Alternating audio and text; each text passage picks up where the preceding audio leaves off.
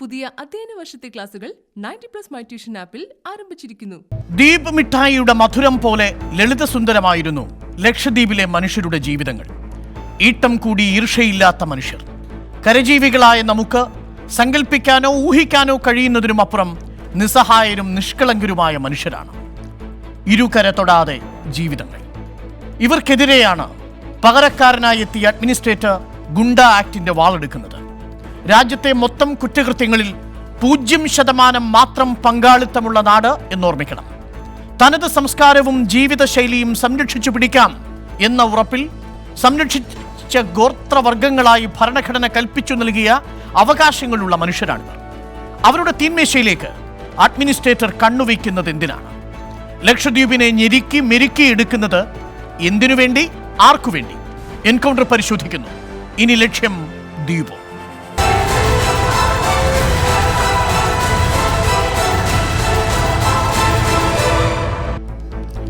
അതിഥികളായി ലക്ഷദ്വീപിലെ MP മുഹമ്മദ് ഫൈസൽ,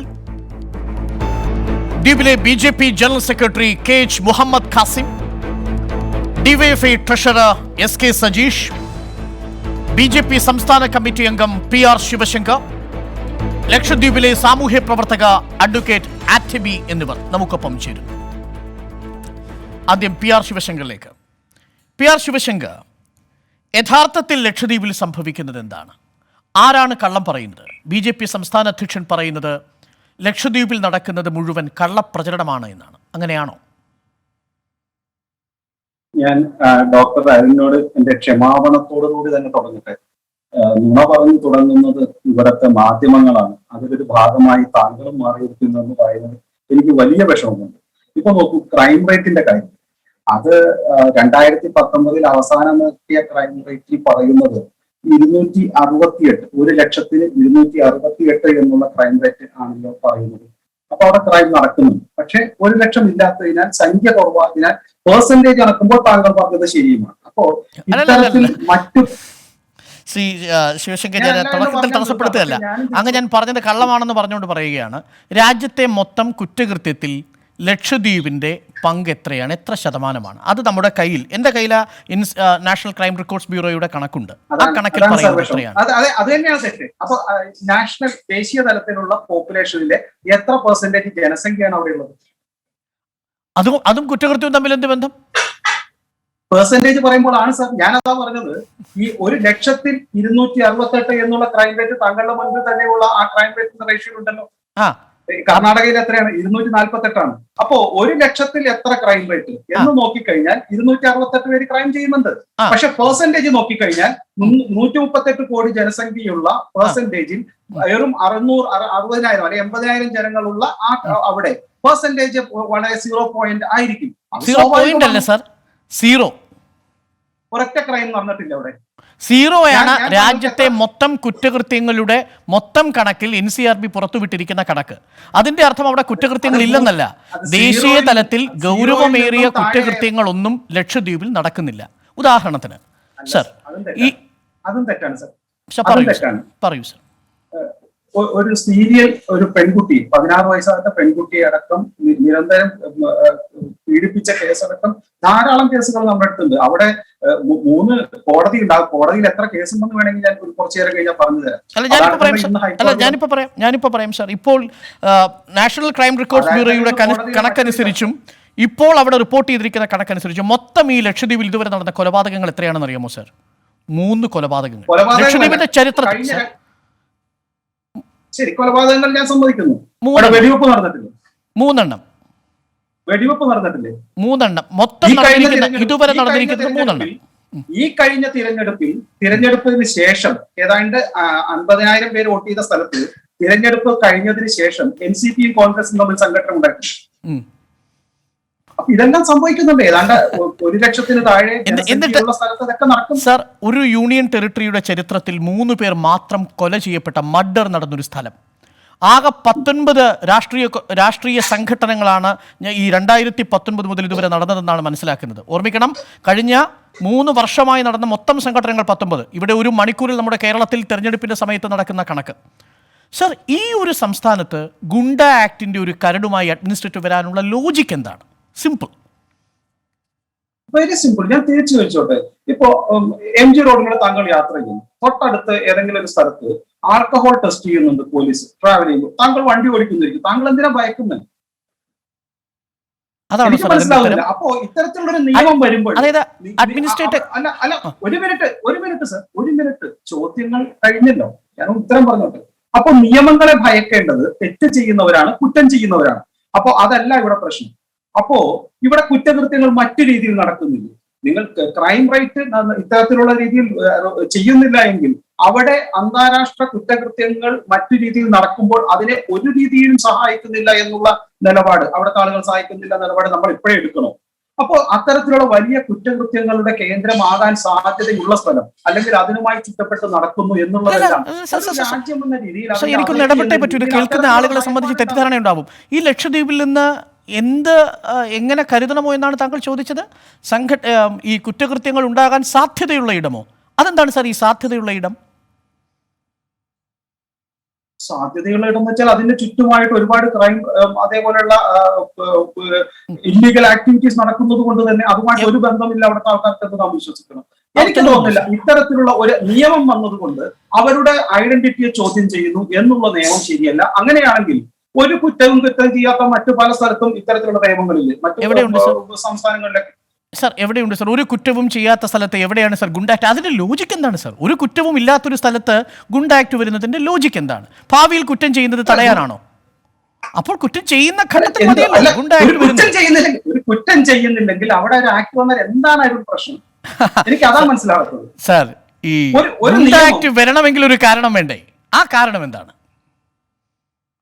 അല്ല, ഒരു വന്നു വെച്ചാൽ എന്താ കുഴപ്പം? അതാണോ സാർ? അങ്ങനെ വെറുതെ വരുന്ന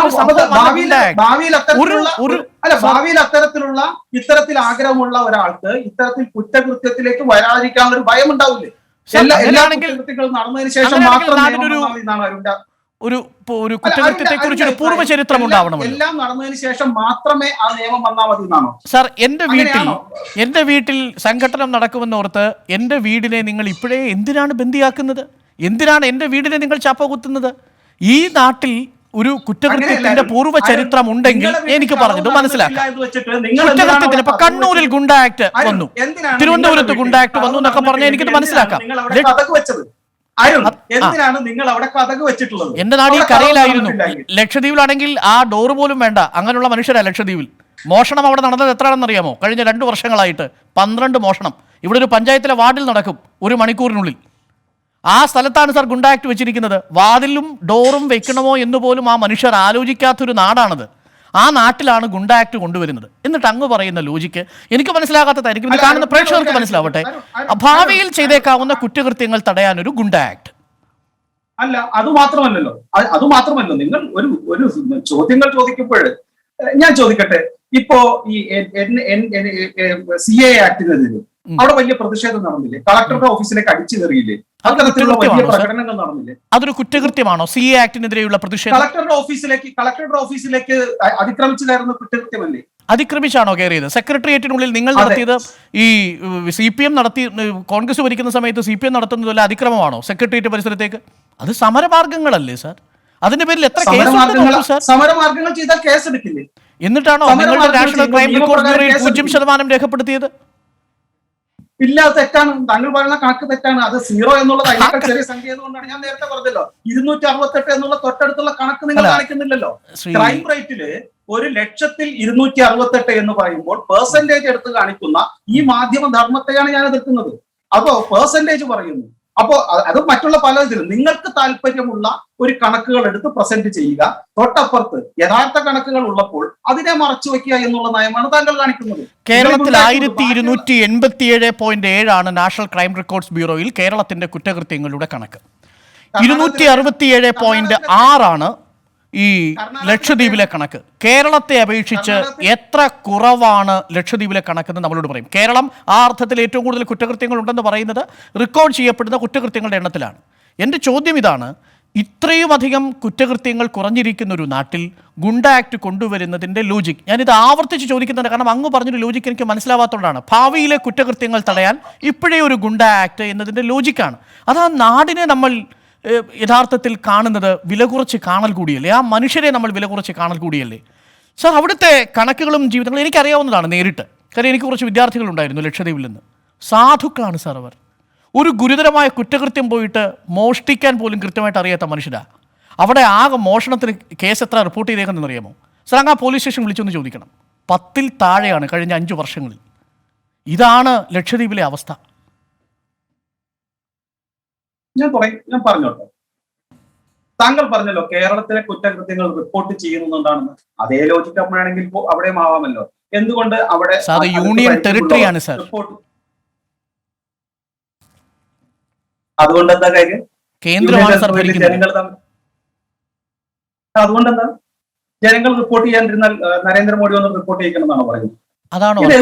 എന്ത് ഇല്ലോജിക്കലായിട്ടായിരുന്നു ഇന്ന് സംസാരിക്കുന്നത്? എന്തിനാണ് ഇത്തരത്തിലുള്ള അവിടുത്തെ ആളുകൾ പാവങ്ങളാണ്, അപ്പൊ കേരളത്തിലെ ആളുകൾ എല്ലാം ദുഷ്ടന്മാരെന്നാണ് പറയുന്നത്. ഇത്തരത്തിൽ എന്റെ ശിഷ്യന്മാരായിരുന്നു, അവർക്ക് മോഷ്ടിക്കാൻ അറിയില്ല. താങ്കൾ മോഷ്ടിക്കാൻ അറിയുമില്ല എന്നായിരുന്നു ക്ലാസ് എടുത്തിരുന്നത് അവിടെ. എനിക്ക് മനസ്സിലാകുന്നില്ല. ഇത് വൈകാരികമായ ഒരു വിഷയം കൂടിയാണ്. അത് അല്ല, എനിക്ക് തോന്നുന്നത് അല്ല, ഞാൻ പറയട്ടെ, നമുക്ക് ഈ വ്യക്തിപരമായ ആളുകൾ നല്ലവരാണ്, ഞാൻ സമ്മതിക്കുന്നു. പക്ഷേ അവിടുത്തെ ആളുകൾ തെറ്റിദ്ധരിക്കപ്പെട്ടിട്ടുണ്ട് ഈ കാര്യത്തിലടക്കം എന്നേ ഞാൻ പറയാൻ ആഗ്രഹിക്കുന്നുള്ളൂ. ഞാൻ സമ്മതിക്കുന്നു. കാരണം അവിടുത്തെ ജനങ്ങള് ഒരിക്കലും മുസ്ലിം ലീഗിന്റെയോ SDPയുടെയോ ജമാഅത്തിയുടെ അടക്കമുള്ള തീവ്രവാദ സംഘടനകളുമായി ഒരിക്കലും യോജിക്കാത്ത ആൾക്കാരാണ്. അത്തരത്തിലുള്ള വലിയ നേട്ടങ്ങൾ അവർക്കുണ്ട്, ഞാൻ തീർച്ചയായിട്ടും സമ്മതിക്കുന്നു.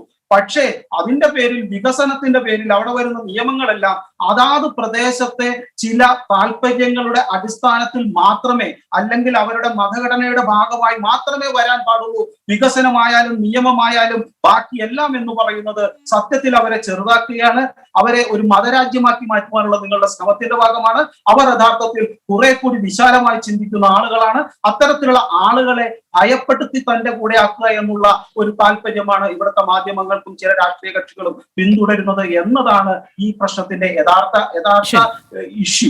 യഥാർത്ഥത്തിൽ PR ശിവശങ്കർ, ഞാൻ ഇതിനകത്ത് മതം എന്നൊരു വാക്കേ ഉപയോഗിച്ചില്ല. അത് ഞാൻ മനഃപൂർവ്വം ഉപയോഗിക്കാഞ്ഞതാണ്. 99% ആളുകൾ ഇപ്പോൾ താങ്കൾ പറഞ്ഞപ്പോഴാണ് അതിന്റെ യഥാർത്ഥ കാരണം പിടികിട്ടിയത്. അതൊരു മതരാഷ്ട്രമാകുമോ എന്നുള്ളൊരു ആശങ്ക BJP പ്രവർത്തകർക്കുണ്ട്, കേന്ദ്ര സർക്കാരിനുണ്ട്. അതുകൊണ്ട് പ്രഫുൽ ഖോഡ പട്ടേലിനെ അങ്ങോട്ട് അയക്കുന്നു. അദ്ദേഹം ഗുണ്ട ആക്ട് നടപ്പിൽ വരുത്താൻ ശ്രമിക്കുന്നു. അവിടുത്തെ വിദ്യാർത്ഥികളുടെ ഭക്ഷണത്തിൽ നിന്ന് ബീഫ് എടുത്ത് മാറ്റി എന്ന തരത്തിലുള്ള പ്രചരണങ്ങൾ ശരിയാണോ ഇല്ലെന്ന് എനിക്കറിയില്ല. നമുക്ക് ഈ സിനിമാ തിയേറ്ററിന് വേണ്ടി അവിടുത്തെ ആളുകൾ ആവശ്യപ്പെട്ടോ? സിനിമാ തിയേറ്ററുകൾക്ക് വേണ്ടി സാർ, ഇത് കവരത്തിയിലെ ജനങ്ങളോ അഗത്തിയിലെ ജനങ്ങളോ സിനിമാ തിയേറ്ററിന് വേണ്ടി ആവശ്യപ്പെട്ടിരുന്നോ? അല്ല, അപ്പൊ അവിടക്കാർക്ക് സിനിമ കാണണ്ടെന്നാണ് അവർ ഇവിടെ വന്ന സിനിമ കാണുന്നില്ല. അല്ലാതെ കാണണമെന്ന് ആരാ തീരുമാനിക്കേണ്ടത്? അവിടെ സിനിമ ഷൂട്ട് ചെയ്യാൻ അവിടെ സമ്മതിച്ചല്ലോ. അനാർക്കലി സിനിമ പൃഥ്വിരാജ് അല്ലേ സിനിമ അഭിനയിച്ചത്? അതിന്റെ സംവിധായകന്റെ നോട്ടുണ്ട്. അന്ന് അവിടെ ഒരു സംഘടന ചെയ്ത സമരമുണ്ട്. ഒന്ന് വായിച്ചു നോക്കും മുഴുവൻ. അതായത് സിനിമ ഷൂട്ട് ചെയ്യാൻ വേണ്ടിയാണോ സച്ചി എഴുതിയ ലേഖനമുണ്ട്. അവിടെ എങ്ങനെ സിനിമ ഷൂട്ട് ചെയ്യാൻ സമ്മതിച്ചു എന്ന് സച്ചി എഴുതിയ ലേഖനം ഇൻട്രസ്റ്റ് കിടക്കുന്നുണ്ട്. ഒന്ന് വായിച്ചു നോക്കാം. പൃഥ്വിരാജിന്റെ ഫേസ്ബുക്ക് പോസ്റ്റും ഉണ്ട് സാർ. എന്തെന്ന്? സിനിമ ഷൂട്ട് ചെയ്യാൻ വേണ്ടി സഹകരിച്ചത് രണ്ടാമത്തെ സിനിമയ്ക്ക് വേണ്ടിയാണ് നാട്ടുകാർ സ്വാഗതം ചെയ്തുകൊണ്ട് പോയത്. സ്വാഗതം ചെയ്തേ ചെന്നില്ല. പിന്നെ പൃഥ്വിരാജ് വരുന്നതിന് 3 ദിവസം മുമ്പ് സച്ചി പോയപ്പോൾ സച്ചി അനുഭവിച്ച നീണ്ട കഥകള് എക്സ്പ്രസിൽ എഴുതിയിട്ടുണ്ട്. അതൊന്ന് വായിച്ചു നോക്കി. താങ്കൾ പത്രപ്രവർത്തകനാണല്ലോ. പൃഥ്വിരാജിന്റെ മാത്രം ഫേസ്ബുക്ക് വായിച്ചുകൊണ്ട് അതിനെ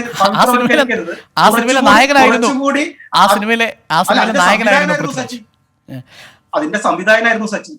ഒരു നിമിഷം, നമ്മൾ എന്തായാലും ഇത്രയും പറഞ്ഞതിൽ നിന്ന് പ്രേക്ഷകർക്ക് കാര്യങ്ങൾ ബോധ്യപ്പെട്ടിട്ടുണ്ടാവും. ഒടുവിൽ നമ്മൾ സിനിമാ ഷൂട്ടിങ്ങിന് ആ സ്ഥലം കൊടുക്കാതെ ജനങ്ങൾ അവിടെ ഒരു പ്രത്യേക രീതിയിൽ ജീവിക്കുന്നതിനാൽ ഈ ഭരണകൂടം ഇടപെടുന്നു എന്നതാണ് അങ്ങ് നൽകുന്ന വ്യാഖ്യാനം. അതിൻ്റെ ലോജിക്ക് വളരെ അപകടകരമാണ് ഒരു ഘട്ടം കഴിഞ്ഞാൽ. ഞാനതിൻ്റെ ഉള്ളിലേക്കൊന്നും കടക്കുന്നില്ല, കാരണം അത് ഡിഫെൻഡ് ചെയ്യേണ്ട ഉത്തരവാദിത്വം എനിക്കുള്ളതുപോലെ തന്നെ അവിടുത്തെ പ്രതിനിധികൾക്കുണ്ട്.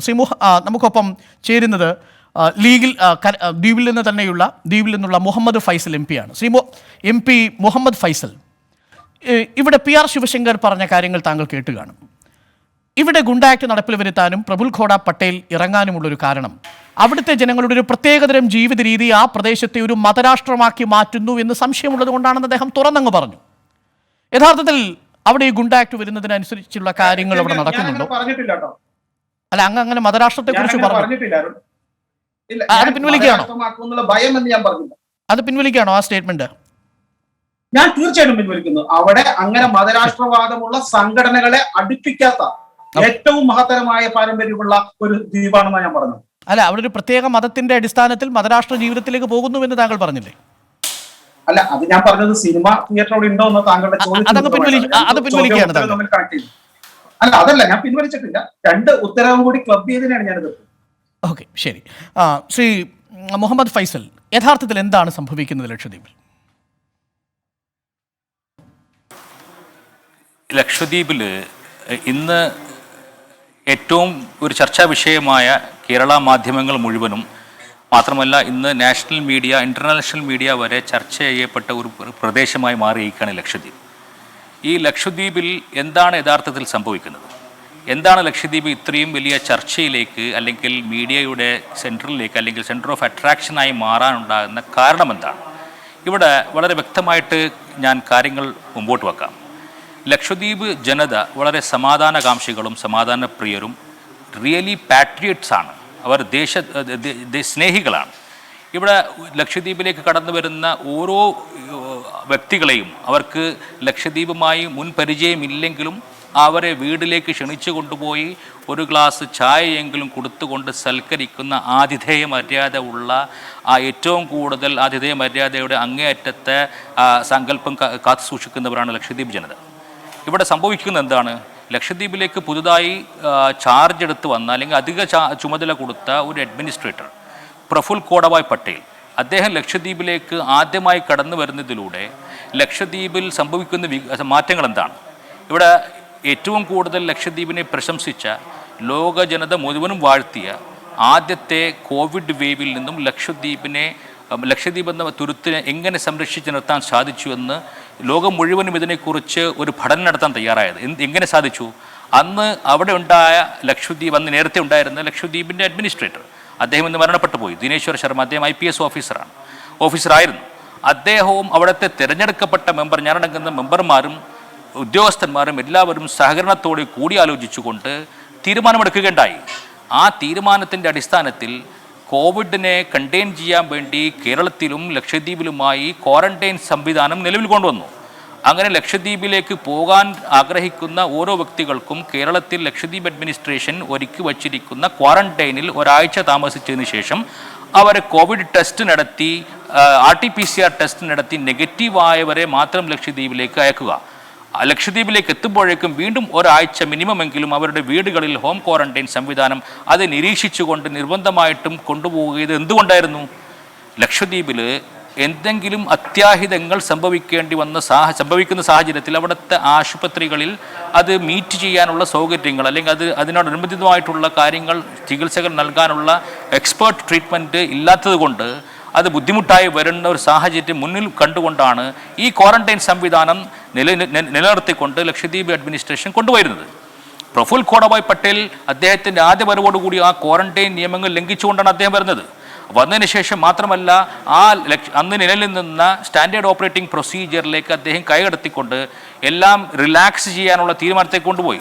അതിന് അദ്ദേഹം പറഞ്ഞ കാരണം എക്കണോമിക് ഡെവലപ്മെൻറ്റ് ആണ്, എത്ര വർഷം നമുക്കിങ്ങനെ അടച്ചിടാൻ പറ്റും, അതുകൊണ്ട് ഇത് എല്ലാം ലിബറലൈസായിട്ട് തുറന്നു വിടണം എന്നുള്ള കാര്യം പറഞ്ഞപ്പോൾ അന്നും തിരഞ്ഞെടുക്കപ്പെട്ട പ്രതിനിധികൾ ഞങ്ങളെല്ലാവരും ഒറ്റസ്വരത്തിൽ പറഞ്ഞത് എക്കണോമിക് ആക്ടിവിറ്റി നടക്കണമെന്ന് തന്നെയാണ് ലക്ഷദ്വീപിൻ്റെ ആഗ്രഹവും. മറിച്ച് ഇതിൽ നിലനിർത്തേണ്ടത് അറ്റ്ലീസ്റ്റ് ഈ RT-PCR ടെസ്റ്റ് നെഗറ്റീവായ ആൾക്കാർ കപ്പലിൽ കയറുന്നത് വരെയെങ്കിലും, കാരണം RT-PCR ടെസ്റ്റ് നെഗറ്റീവായതിനു ശേഷം വീണ്ടും മാർക്കറ്റിലോ ഷോപ്പിങ്ങിനോ പോയി ഇൻഫെക്റ്റഡ് ആവാൻ ചാൻസ് ഉണ്ട്. അവർ കപ്പലിൽ കയറിക്കഴിഞ്ഞ് ദ്വീപിലെത്തിക്കഴിഞ്ഞാൽ അവർക്ക് വീണ്ടും ക്വാറന്റൈൻ ഇല്ല.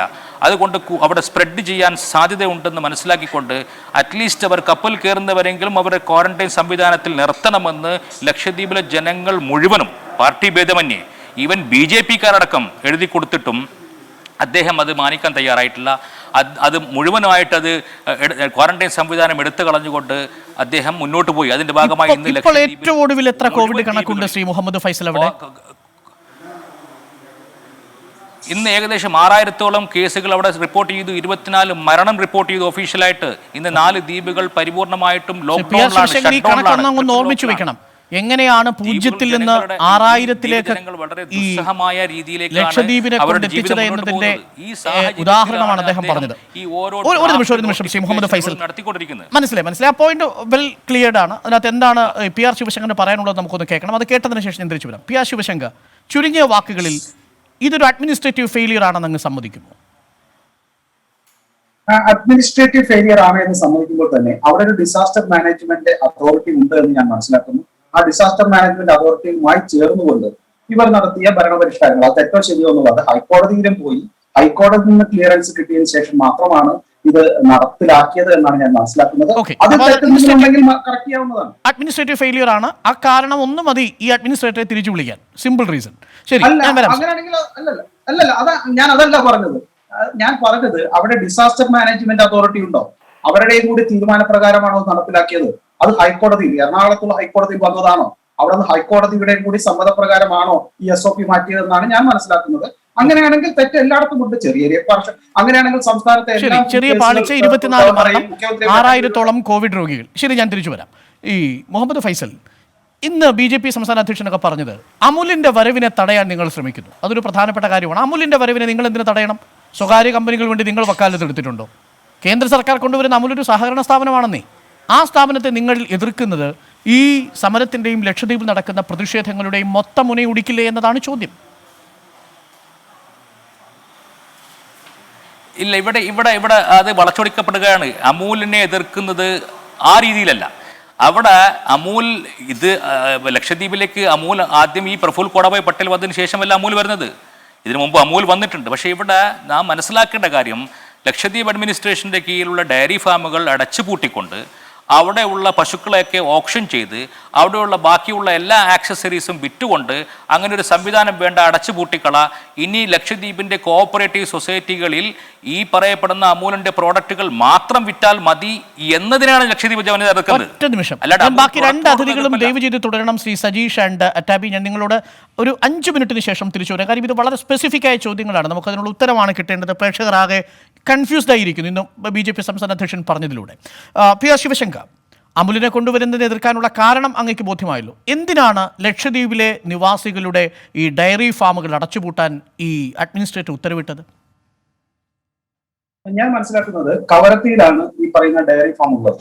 35 പശുക്കളല്ല, പശുക്കളും അതുപോലെ തന്നെ കൂലിയും, അതായത് കാളകളും ചേർന്നിട്ടുള്ളതാണ്. 35ഓളം പശുക്കളാണ്. ഇതിൽ ഏതാണ്ട് 20ഓളം പശുക്കളാണ് പാൽ ചുമത്തുന്നത്. 100 ലിറ്ററോളമാണ് കിട്ടുന്നത്. ഇതിന് ഒരു പെർമനന്റ് ജോലിക്കാരായി 16 പേരും, പിന്നെ ഈ പശുക്കളെ മറ്റുള്ള നോക്കുവാനും സപ്ലൈ ചെയ്യാനായിട്ട് 100 കണക്ക്, പല കണക്കുകൾ പറയുന്നുണ്ട്, വളരെ വലിയ കണക്കുകൾ പറയുന്നുണ്ട്, എനിക്കറിയില്ല. ഏതായാലും വളരെ അധികമുള്ള ഒരു ജനക്കൂട്ടമുണ്ട്.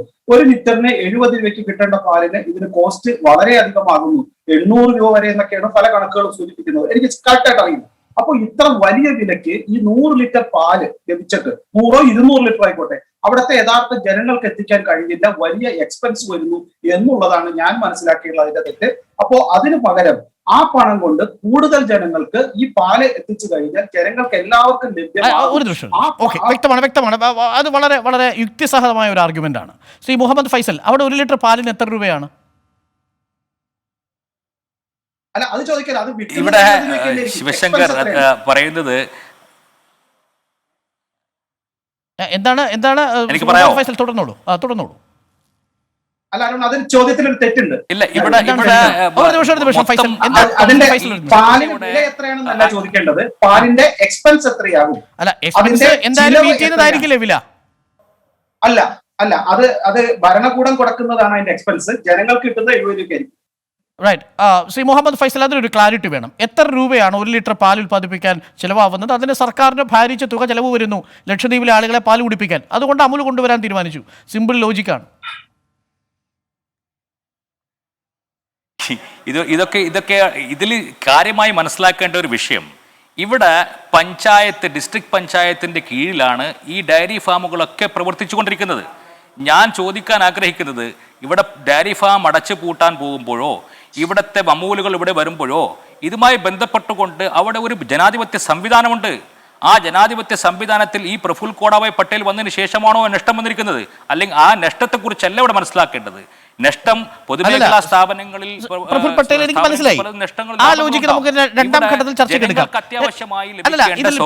പറഞ്ഞതിൽ ഒരു കാര്യം ഉണ്ടെന്നാണ് ഞാൻ മനസ്സിലാക്കുന്നത്. ഇപ്പോൾ നഷ്ടം സഹിച്ചാണ് അവിടെ പാൽ വിതരണം നടക്കുന്നത്. ശരിയാണോ? ഇവിടെ ഈ ഒരു ഡയറി ഫാമിൽ നിന്നുകൊണ്ട് എത്ര പാലാണ് ഉൽപ്പാദിപ്പിക്കുന്നത്, എത്ര നഷ്ടമാണ് ഈ ലക്ഷദ്വീപിൽ ഇതിൽ ഉണ്ടായെന്നുള്ള കണക്ക് ബോധിപ്പിക്കാൻ പറ്റുമോ ശിവശങ്കറിന്? ഏതായാലും ഞാൻ പറഞ്ഞ കണക്കുകൾ അദ്ദേഹം ലംഘിച്ചില്ല. ഇല്ല, ഈ പറയപ്പെടുന്ന വിഷയവുമായി ബന്ധപ്പെട്ടുകൊണ്ട് ഈ നഷ്ടക്കണക്കാണ് ഇവിടെ മുന്നോട്ട് വെക്കുന്നതെങ്കിൽ ആ രീതിയിലുള്ള സമീപനമല്ല ഇതിലൂടെ നടപ്പിലാക്കിയിരിക്കുന്നത്. ശരി ശരി ശരി അതിനകത്തൊരു ക്ലാരിറ്റി താങ്കൾ പറഞ്ഞതിൽ നിന്ന് ഏകദേശം ബോധ്യമായി. എന്തായാലും ആ സബ്സിഡി ഒഴിവാക്കാൻ വേണ്ടി അമുൽ കമ്പനിയെ കൊണ്ടുവരുന്നു, കൂടുതൽ പാല് കിട്ടുന്നു. ഈ അമുൽ കമ്പനി വരുന്നതിനെ നിങ്ങൾ എതിർക്കുമ്പോൾ സ്വാഭാവികം ഇങ്ങനൊരു വിഷയമുണ്ട്. പക്ഷേ നിങ്ങൾ പറഞ്ഞൊരു വളരെ പ്രധാനപ്പെട്ട വിഷയമുണ്ട്, അത് നമ്മുടെ ചർച്ചയുടെ രണ്ടാം ഘട്ടത്തിൽ സജീഷും മറ്റാബിയും ഒക്കെ പങ്കെടുക്കുന്നുണ്ട്. ആ ഘട്ടത്തിൽ നമുക്ക് ചർച്ച ചെയ്യപ്പെടേണ്ടതാണ്. മൂന്നാമത്തെ സ്പെസിഫിക് ആയ ഒരു കാര്യം, ഈ ബീഫ് നിരോധിച്ചു അല്ലെങ്കിൽ മാംസാഹാരം നിരോധിച്ചു എന്ന രീതിയിൽ വ്യാപകമായ പ്രചരണം നടക്കുന്നുണ്ട്. അത് ശരിയാണോ ശ്രീ ഫൈസൽ?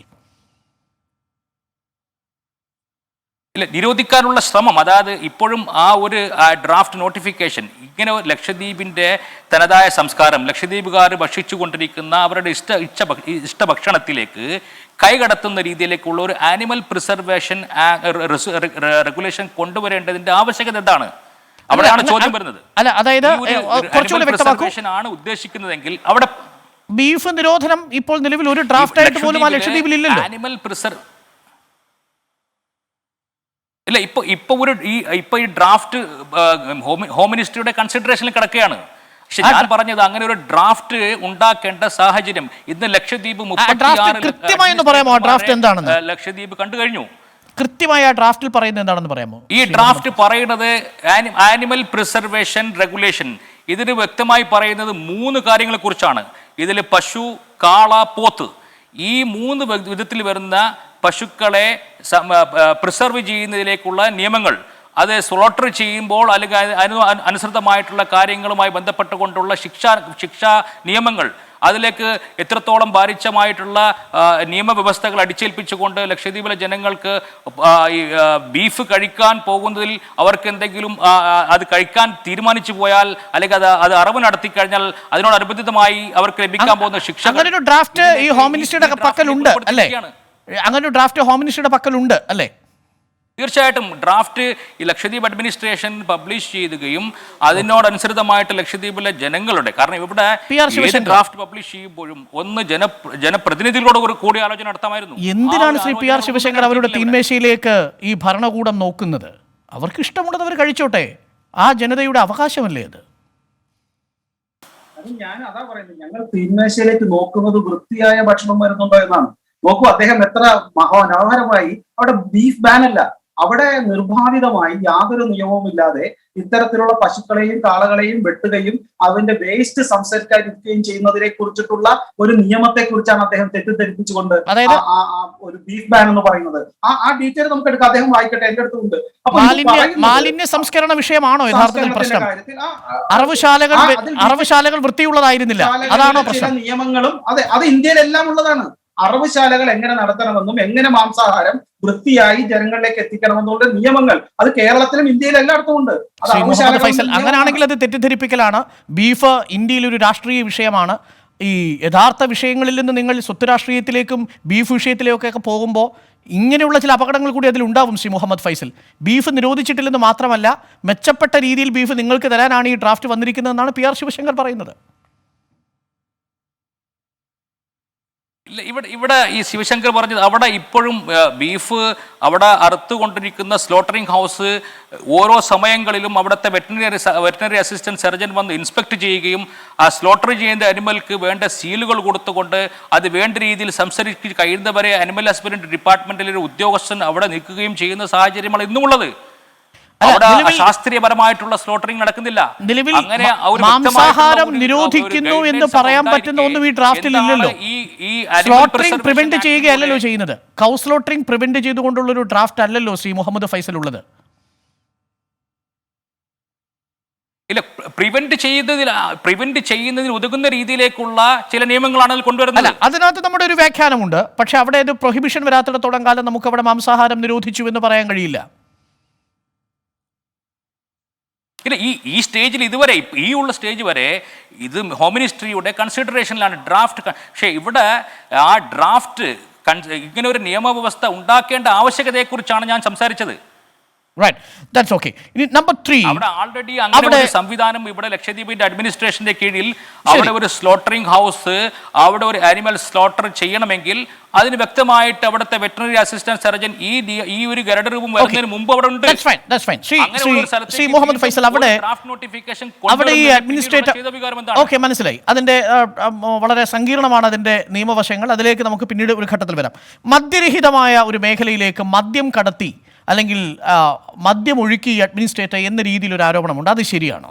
ഞാൻ മനസ്സിലാക്കുന്നത് ബംഗരത്തിൽ മാത്രമാണ് മദ്യം ഉണ്ടായിരുന്നത്. ഇപ്പോൾ കവരത്തിയിലും കടമത്തും മിനിക്കോയിലും അഗത്തിയിലും മദ്യം കൊണ്ടുവന്നു എന്നാണ് നിങ്ങൾ പറയുന്നത്. അത് ശരിയാണോ? കവരത്തിയിലും മിനിക്കോയിലും കടമത്ത് ദ്വീപിലും, അഗത്തിയിലില്ല, ഈ 3 ദ്വീപിലും മദ്യം അനുവദിച്ചുകൊണ്ട് ലക്ഷദ്വീപ് അഡ്മിനിസ്ട്രേഷന്റെ അഡ്മിനിസ്ട്രേറ്ററുടെ പ്രിറോഗേറ്റീവ് പവർ വെച്ചുകൊണ്ട് റിസോർട്ടിന്റെ അകത്തേക്ക് ഈ പറയപ്പെടുന്ന മദ്യം അനുവദിക്കുമ്പോൾ ഇവിടെ മനസ്സിലാക്കേണ്ട ഒരു ലക്ഷദ്വീപ് പോലുള്ള ഒരു ചെറിയ പ്രദേശം, ബംഗാരം എന്ന് പറയുന്നത് ജനവാസം ഇല്ലാത്ത ഒരു പ്രദേശമാണ്. മറ്റ് സാംസ്കാരികമായിട്ട് അതുമായി ബന്ധപ്പെട്ടുകൊണ്ട് ഒരു ബുദ്ധിമുട്ടും വരാതെ ആ റിസോർട്ടിന്റെ അകത്തേക്ക് മാത്രം വരുന്ന ടൂറിസ്റ്റിന് വിളമ്പുന്ന മദ്യവും ജനതാമസം ഒരു ദ്വീപ് എന്ന് പറയുന്നത് 3.2 സ്ക്വയർ കിലോമീറ്റർ വിസ്തീർണം വരുന്ന ഒരു ദ്വീപ്, അതിന്റെ നെടുകിലേക്ക് വരുന്ന ഒരു റിസോർട്ട്, ആ റിസോർട്ടിന്റെ അകത്തേക്ക് മദ്യം ഒഴുക്കുക, അതിലൂടെ അവിടെ പറയാൻ ശ്രമിക്കുന്നത് അത് റിസോർട്ടിലേക്ക് മാത്രമാണെന്ന് പറയാൻ ശ്രമിച്ചാലും തീർച്ചയായിട്ടും അത് അവിടെ നിന്ന് പുറത്തേക്ക് എത്രയും പെട്ടെന്ന് ഒഴുകാനും അത് സ്വാധീനം ചെലുത്താനും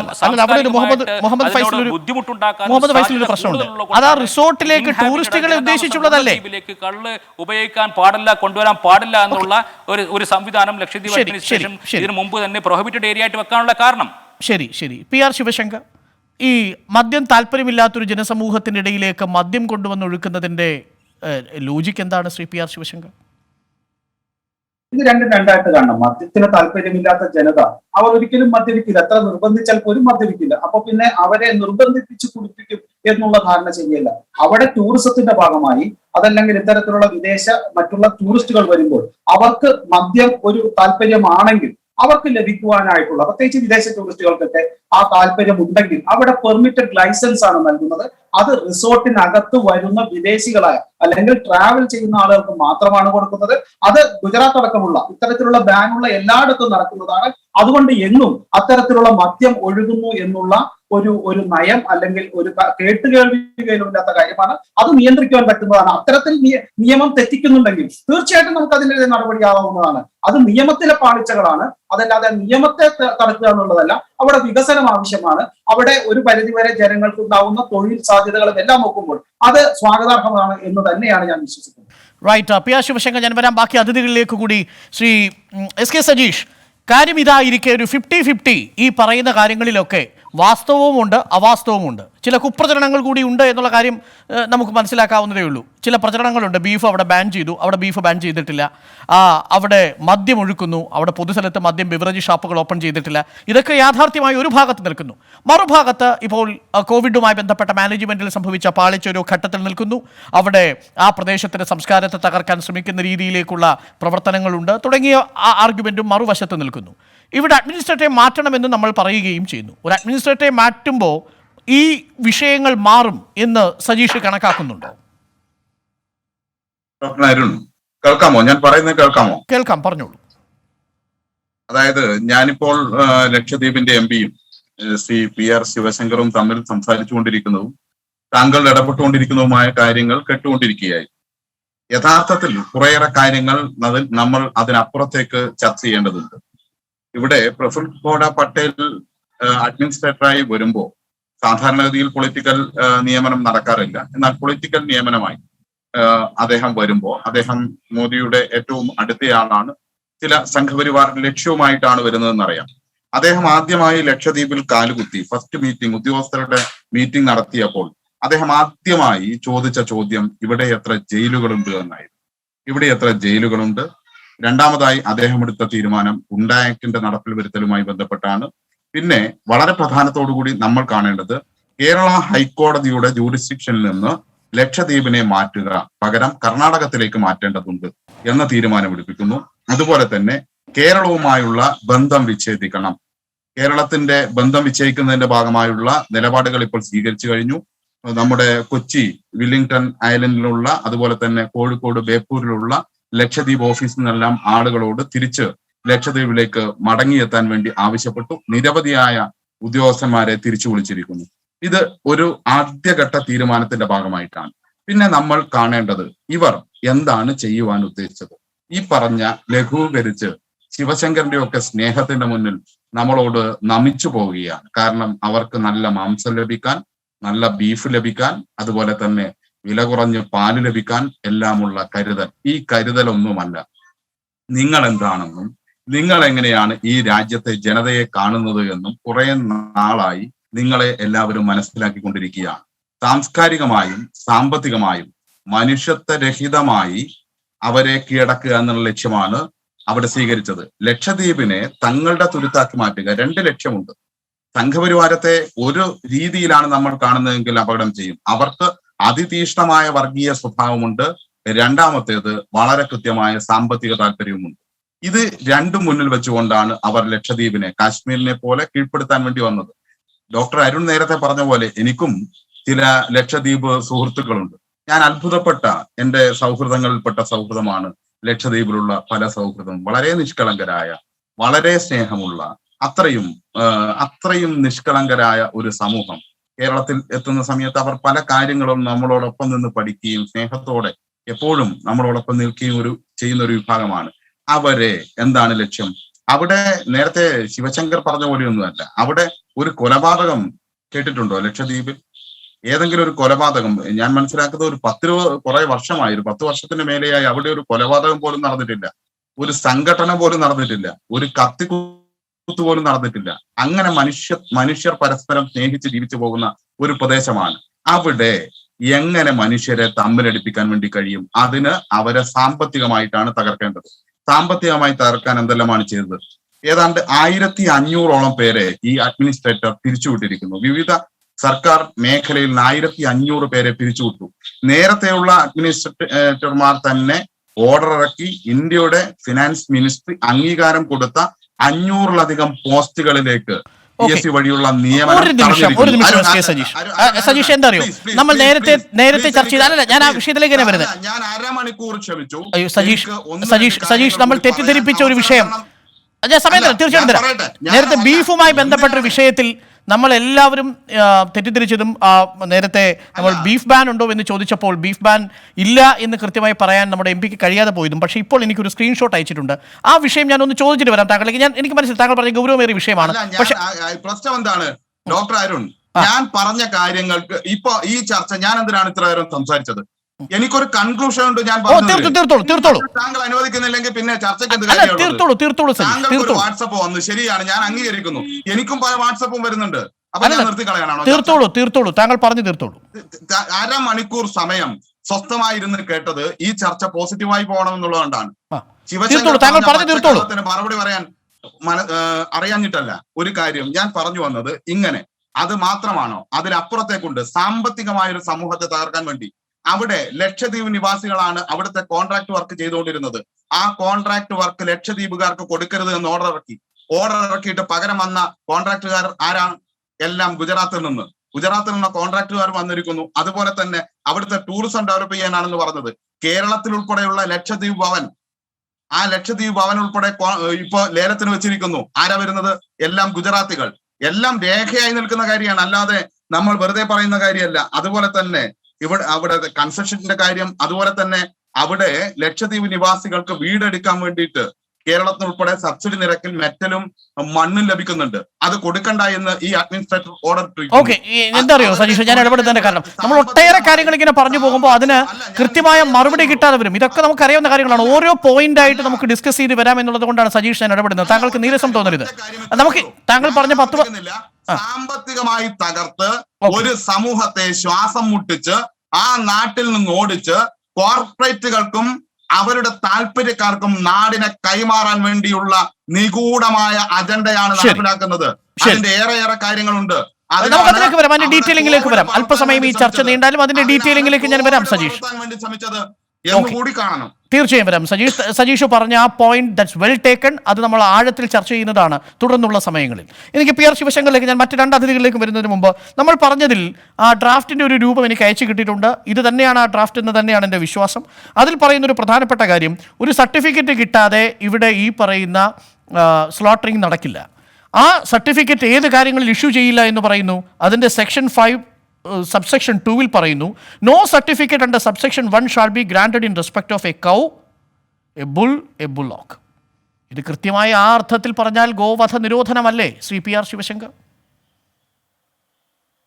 എനിക്ക് സമയം തന്നാൽ ഞാനത് എക്സ്പ്ലെയിൻ ചെയ്യാം. ഞാൻ മനസ്സിലാക്കുന്നത് ഇത്തരത്തിൽ പശുവിനെയോ കാളയോ ഒക്കെ അറക്കാവുന്നുണ്ടെങ്കിൽ അതിന് മുൻപ് ഒരു ഇതുണ്ടല്ലോ, ഇവിടെ ഈ സ്ലോട്ടറിങ്ങിന് മുൻപ് അവിടുത്തെ ഫാം അതിന്റെ പശുക്കളെ വിൽക്കുമ്പോൾ 1 കിലോയ്ക്ക് ഇത്ര രൂപ വെച്ച് തന്നെയാണ് വിൽക്കുന്നത്. അപ്പോ അവിടെ ഈ ഇറച്ചി വിറ്റ് ആ പശുവിനെ മുറിക്കുവാൻ തന്നെ അല്ലെങ്കിൽ കശാപ്പ് ചെയ്യാൻ തന്നെ ആണല്ലോ അത് വിൽക്കുന്നത്. അപ്പൊ ഞാൻ മനസ്സിലാക്കുന്നത്, താങ്കളെ വായിച്ചതാണെന്ന് എനിക്ക് സമയം കിട്ടിക്കഴിഞ്ഞാൽ ഞാൻ ചെക്ക് ചെയ്യാം. ആ സ്ലോട്ട് എനിക്ക് അയച്ചു തരും, വാട്സാപ്പിൽ അയച്ചു തരും. I will check it and correct it. Prohibition against slaughter without certificate from competent authority, section 5. അതിൽ subsection 2, no certificate under subsection 1 shall be granted in respect of a cow. എന്ന് വെച്ചാൽ ഗോവധ നിരോധനം. അല്ല, ഞാൻ അതങ്ങ് എനിക്ക് അയച്ചു. ഞാൻ അത് എന്റെ അങ്ങയുടെ കയ്യിൽ ഉണ്ടെന്നാണ് അങ്ങ് പറഞ്ഞത്. ഞാൻ എന്തായാലും അങ്ങേ കിട്ടുതരാം. അതെ, ഞാൻ കമ്പയർ നോക്കി, ഇതൊന്ന് അയച്ചു തരും. ഞാൻ കമ്പയർ നോക്കിയിട്ട് ഞാൻ ഉടനെ പറയാം. ശരി, തീർച്ചയായും ഞാൻ അങ്ങേ കിട്ടുതരാം. ആ സമയം കൊണ്ട് എനിക്ക് അറ്റാബിയിലേക്ക് കൂടി പോകണം. അറ്റാബി ഒരു അഭിഭാഷകയാണല്ലോ, എന്തായാലും ഈ ഡ്രാഫ്റ്റ് കണ്ടിട്ടുണ്ടാവും. ഈ ഡ്രാഫ്റ്റിൽ ഇങ്ങനെ തന്നെയാണോ പറയുന്നത്? ഞാൻ ഈ കോപ്പി എന്തായാലും പി ആർ ശിവശങ്കർ ഇട്ടുതരാം. അറ്റാബി, യഥാർത്ഥത്തിൽ ഈ പറയുന്നതെല്ലാം കുപ്രചരണമാണെന്നാണ് BJP കേരളത്തിലെ ഘടകം പറയുന്നത്. ഞാൻ അതിനുശേഷം മുഹമ്മദ് കാസിമിലേക്ക് വരാം. എന്താണ് അറ്റാബി യഥാർത്ഥത്തിൽ സംഭവിക്കുന്നത്? നേരത്തെ പറഞ്ഞതിന്റെ തുടർച്ചയായി പറഞ്ഞാൽ. വളരെ ഖേദകരമായിട്ടുള്ള ഒരു കാര്യമാണ് അങ്ങനെ ഒരു നിലപാടെടുക്കുന്നത്. ലക്ഷദ്വീപ് അനിമൽ പ്രിസർവേഷൻ റെഗുലേഷൻ അത് ഓൾറെഡി ഡ്രാഫ്റ്റ് ആയിട്ട് ആ ഒരു കരട് രൂപത്തിൽ അതവിടെ നിലവിലുണ്ട്. അപ്പോൾ അതിൻ്റെ സെക്ഷൻ 5 ആണ് ഡോക്ടർ അരുൺ നേരത്തെ വായിച്ചത്. അത് പൂർണ്ണമായിട്ടുള്ള ഒരു ഗോവധ നിരോധനമാണ്. ഇനി അതിൻ്റെ സെക്ഷൻ 5ൻ്റെ 4ാമത്തെ ഇതിലേക്ക് വന്നു കഴിഞ്ഞാൽ ലൈഫ് ഇംപ്രിസൺമെൻ്റ് ആണ് അതിൻ്റെ പണിഷ്മെൻ്റ് ആയിട്ട് കൊടുത്തേക്കുന്നത്. പോരാതെ 5 ലക്ഷം രൂപ ഫൈനും. അപ്പം അത് ഗോവധ നിരോധനം തന്നെയല്ലേ പൂർണ്ണമായിട്ടുള്ള? 1300 വർഷങ്ങൾ പരം ലക്ഷദ്വീപുകാർ പാലിച്ചു പോകുന്ന ഒരു ഫുഡ് പ്രാക്ടീസിനെയാണ് ഇവിടെ വെല്ലുവിളിച്ചിരിക്കുന്നത്. അതിലേക്കുള്ള ഒരു കടന്നുകയറ്റമാണ് ഇപ്പോൾ കണ്ടിരിക്കുന്നത്. കേൾക്കുന്നുണ്ടോ? കേൾക്കുന്നുണ്ട്. ഒറ്റ സെക്കൻഡ്. പി ആർ ശിവശങ്കർ, ഈ വിഷയത്തിൽ അങ്ങേക്ക് ഞാൻ അയച്ചു തന്നിട്ടുണ്ട്, കണ്ടിരുന്നല്ലോ അല്ലേ പി ആർ ശിവശങ്കർ? ഓക്കെ, ശരി, അറ്റാബി തുടർന്നോളൂ. അതിൽ കൃത്യമായിട്ട് പറയുന്നുണ്ട് പശുക്കിടാവ്, ബുള്ളോക്ക്, പിന്നെ 15 വയസ്സിന് താഴെ പ്രായമുള്ള പോത്തുകൾ. ഇതാണ് അതിൽ കൃത്യമായിട്ട് അതിൽ പറഞ്ഞിട്ടുണ്ട്. ഇത്രയും കാര്യങ്ങൾ, അതിനുള്ള ശിക്ഷയും അതിൽ പറഞ്ഞിട്ടുണ്ട്. അപ്പൊ ഇത് ഗോവധ നിരോധനമല്ലാതെ മറ്റെന്താണ്? ശിവശങ്കർ കണ്ടല്ലോ അത് ഒരു പറയുന്നുണ്ടെങ്കിലും അത് ഇന്റൻഷൻ ക്ലിയർ അല്ലേ? ക്ലിയർ ആയിട്ടില്ലേ? ഒരു നിമിഷം അറ്റാബി. പി ആർ ശിവശങ്കർ, അങ്ങേക്ക് എന്താണ് ബോധ്യമായത്? ഞാൻ മനസ്സിലാക്കുന്നത്, എനിക്ക് ഇത്രയുടെ സമയം ഞാൻ അതിന്റെ എന്റെ ഒരു ലീഗൽ അഡ്വൈസിന് വേണ്ടി കൊടുത്തേക്കാണ്, ക്ലിയറൻസിന് വേണ്ടി. ലീഗൽ അഡ്വൈസ് ആവശ്യമില്ല ശ്രീ പി ആർ ശിവശങ്കർ. ഒരൊറ്റ വാചകത്തിൽ ഇംഗ്ലീഷ് അറിയാവുന്ന നമുക്ക് രണ്ടുപേർക്കും ഇനി എന്തിനാണ് സാർ ഇതിനകത്തൊരു legal advice? Prohibition against slaughter without certificate notwithstanding any law for the time being in force or any usage of the contrary തുടങ്ങി പറയുന്നു. No person shall slaughter or cause to be slaughtered any animal unless he has obtained in respect of such animal a certificate in writing from the competent authority. ഏതൊക്കെ കൊടുക്കില്ല എന്ന് തൊട്ട് താഴെ പറയുന്നു. കൗ കൊടുക്കില്ല. പിന്നെ അതിന് ശേഷമാണ് ഇത് തെറ്റിച്ചാലുള്ള പിഴയായി പറയുന്നത് ജീവപര്യന്തം തടവ്. സർ, ഇത് സിമ്പിൾ കോമൺ സെൻസ് ആണ്. ഞാൻ ഇത്രയും അങ്ങെടുത്ത് വിശദമായി ചോദിക്കാനുള്ള കാരണം ഇത് ആരെ തെറ്റിദ്ധരിപ്പിക്കുന്നു എന്നറിയാൻ വേണ്ടിയാണ്. സർ, ഇത് ചെയ്യുന്നത് പാപമല്ലേ? ആ അർത്ഥത്തിൽ ഒരു പാതകമല്ലേ? ഒരു ഗോത്ര സംസ്കാരത്തോട് ചേർന്ന് നിൽക്കുന്ന ഒരു സമൂഹത്തിൻ്റെ ഭക്ഷണ രീതിയെ, ഈ ഭരണഘടന അവർക്ക് നൽകിയ അവകാശങ്ങളെ എന്തിനാണ് സാർ ഒരു അഡ്മിനിസ്ട്രേറ്റർ അതെന്ത് താല്പര്യത്തിൻ്റെ പുറത്താണെങ്കിലും ചെയ്യുന്നത്? അങ്ങടക്കമുള്ളവർ എഴുന്നേറ്റ് നിന്ന് പ്രതിഷേധിക്കുകയല്ലേ വേണ്ടത് ശ്രീ പി ആർ ശിവശങ്കർ? രണ്ട് കാര്യത്തിൽ ചിന്തിക്കണം. BJPക്ക് ഈ കൗ സ്ലോട്ടർ ഇത്ര നിർബന്ധമാണെന്ന് ധരിക്കേണ്ട ആവശ്യമുണ്ടോ? ഞാൻ അതിന്റെ ഡീറ്റെയിലേക്ക് പോകാം. ഒന്ന്, BJP തന്നെ ഭരിക്കുന്ന ഗോവയും അതുപോലെ തന്നെ പല സംസ്ഥാനങ്ങളിലും ഇത്തരത്തിലുള്ള കൗ സ്ലോട്ടർ ഇല്ല. അപ്പൊ BJPക്ക് ഇതാണ് ഏറ്റവും ആദ്യവും ആത്യന്തികവുമായ ആഗ്രഹമെന്നില്ല. ഞങ്ങൾ ഭരിക്കുന്ന പല സംസ്ഥാനങ്ങളിലും ഇത്തരത്തിലുള്ള പശു ഇറച്ചി അല്ലെങ്കിൽ ബീഫ് കിട്ടുന്നുണ്ട്. ഞാൻ മനസ്സിലാക്കുന്നത് section 8 prohibition against the slaughter without certificate from the competent authority എന്നാണ് പറഞ്ഞിരിക്കുന്നത്. അതായത് ഇത്തരത്തിലുള്ള പശുക്കളെ അറവ് ചെയ്യുവാനായിട്ട് കോമ്പറ്റന്റ് അതോറിറ്റിയിൽ നിന്ന് സാങ്ഷൻ വാങ്ങണം. കാരണം അവിടെ പശു അറന്നു കഴിഞ്ഞാൽ നേരത്തെ പറഞ്ഞതുപോലെ ഏത് തരത്തിലുള്ള പശുക്കളെയാണ് അറന്ന് അവിടെ ഈ ഭക്ഷ്യ വസ്തുവായി വിൽക്കേണ്ടത്, അത് പശുക്കൾക്ക് അസുഖമുണ്ടോ, ഇത്തരത്തിലുള്ള കാര്യങ്ങൾ ശിവശങ്കർ, ഇതേ ഞാൻ അങ്ങേക്ക് അയച്ചു തന്ന ഈ ഡ്രാഫ്റ്റിന്റെ 8ാമത്തെ സെക്ഷൻ ഒന്ന് വായിക്കൂ സർ.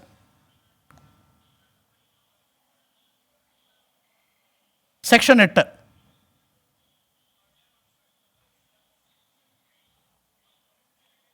ശ്രീ പി. ശിവശങ്കർ, ഞാൻ എടുക്കുകയാണ്. ഞാൻ വായിക്കട്ടെ sir. Prohibiting against the selling and buying for the beef or the beef product. എന്ന് വെച്ചാൽ no person shall be directly or indirectly sell, keep, transport, offer വായിച്ചോളൂ sir. or expose the sell to buy the beef or a beef product from any form. എന്ന് വെച്ചാൽ whoever any person transport or possess. എനിക്കൊരല്പ സമയം വേണം, ഒന്ന് clarify എനിക്ക് സമയം. ഞാൻ ഒരു ചെറിയ ഇടവേള സർ.